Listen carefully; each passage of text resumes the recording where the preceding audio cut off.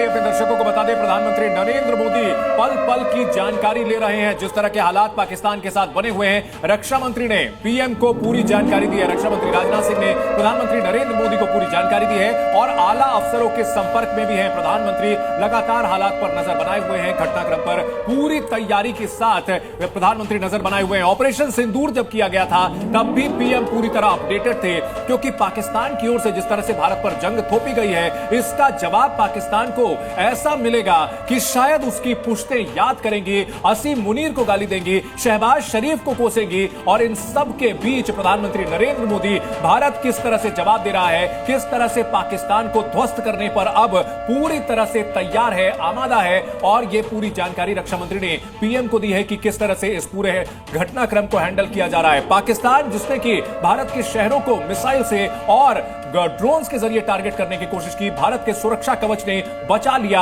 और यह सुरक्षा कवच जो कि प्रधानमंत्री नरेंद्र मोदी के कार्यकाल में ही मिला, लगातार एक एक चीज को मॉनिटर कर रहे हैं। जल्दी से मैं खालिद करूंगा, हमें ग्राउंड से भी हमारे सहयोगियों से सारी इंफॉर्मेशन लेनी है, जो दर्शक जानना चाहते हैं कि कहां कहां किन किन बातों का हमें ख्याल रखना है। खालिद, आपके पास क्या जानकारी है?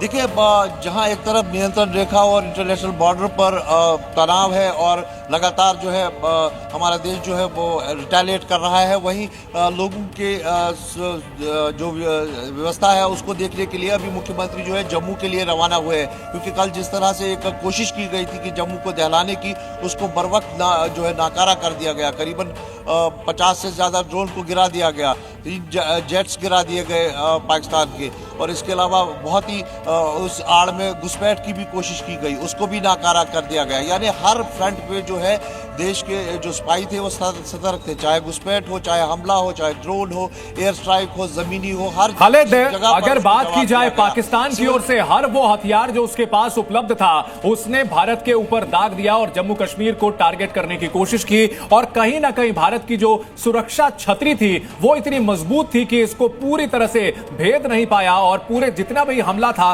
पाकिस्तान की ओर से उसे नाकाम कर दिया गया। बिल्कुल, मैं आपको बता दूं, सबसे ज्यादा तो एयर डिफेंस सिस्टम जो हमारा है वो इतना स्ट्रांग था कि हर चीज को डिटेक्ट किया गया, उसको ब्लॉक किया गया, उसको डिस्ट्रॉय किया गया। आप बिल्कुल खालिद, हमारी सेना और हमारी सैन्य ताकत ने यह दिखा दिया है कि पाकिस्तान अभी कहां दूर खड़ा है। शंकर के साथ हमें कुछ लोग नजर आ रहे हैं, उनके ठीक साथ खड़े लोग हैं, मुस्कुरा रहे हैं। शंकर, क्या कह रहे हैं लोग?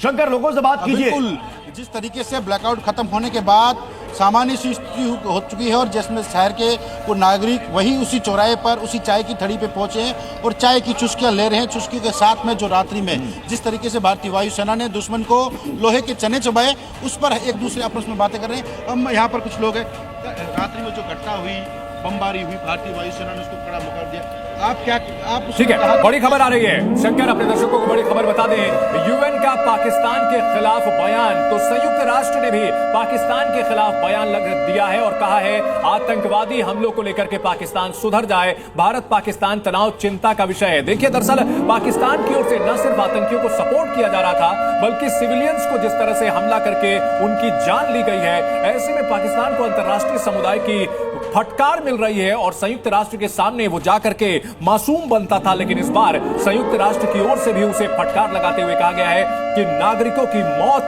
की घटनाओं से बचना चाहिए, नागरिकों पर हमला नहीं होना चाहिए। नागरिकों पर हमला बेहद गंभीर मुद्दा है। इस वक्त की एक और बड़ी खबर आ रही है, भारत के हमले से पाकिस्तान में हड़कंप मचा हुआ है। पाकिस्तान के अलग अलग शहर पूरी तरह से दहले हुए हैं और पाकिस्तान की ओर से जो ड्रोन्स भेजे गए थे, 50 से ज्यादा ड्रोन्स को मार गिराया गया है। जबकि भारत की ओर से जब पलटवार किया गया तो पाकिस्तान में हड़कंप मचा हुआ है। पाकिस्तान के जो बड़े शहर हैं फिलहाल हमले की जद में हैं, वहां दहशत का माहौल है।